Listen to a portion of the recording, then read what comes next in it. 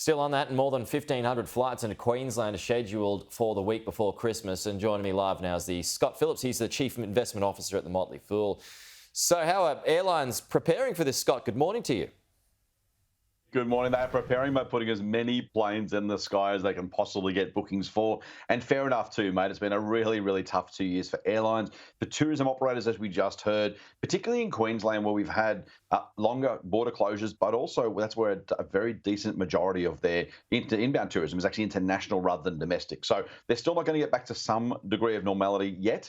But 1,500 flights from around Australia into Queensland just in time for Christmas. Welcome news for the tourism operators, welcome news for families, of course, that were separated, and for people who just want to get back to normal inside Australia's borders. Okay, CSL, Scott, is expected to finalise that $16.7 billion deal to acquire Swiss firm. And you're going to have to help me out here. Viper Pharma.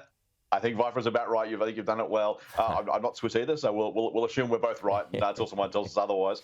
Mate, yeah, $17 billion deal. 2021, I think, will look back as the year of mergers and acquisitions. So this is notable in and of itself, just for the sheer dollar value of the deal being done. But also, it's on the back of the Sydney Airport, $24 billion takeover deal. There's lots of M&A happening right across the market, right across the country right now. And it's hard to see it not as anything other than the end of cheap money, the desire to try and find growth in an inflationary environment. Very much a story, I think, of the times. So it's a couple of things there. Also, to be mindful that companies tend to do lots of M&A activity when the market is about its hottest. Now, I'm not making predictions, I'm not even making forecasts or even suggesting what might come next. Just a reminder that when companies look around, see their barrels of cash and say, what do we do? And someone says, let's go and buy something, and they do, that tends to suggest the animal spirits are riding pretty high and pretty hot. So just keep that in mind as well. Okay, now the AdBlue shortage, it's set to worsen, Scott. Will this lead to more delivery delays, do you think, for this Christmas and then also into the New Year period for that matter as well?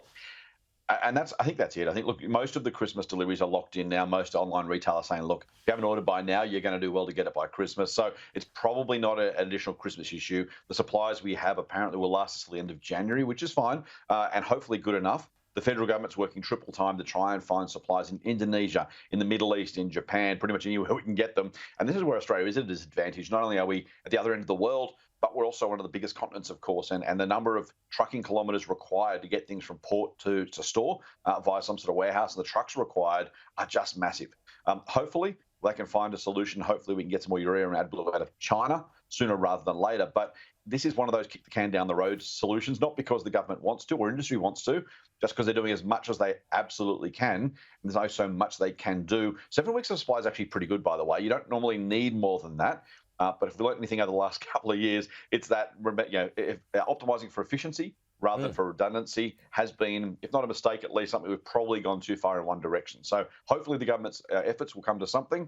Hopefully there won't be too many more disruptions. But trucking companies saying, look, if we can't sort something out, we're going to start to pull trucks off the road to make sure that AdBlue can last a little bit longer. Okay, Scott Phillips, appreciate that. Talk to you soon.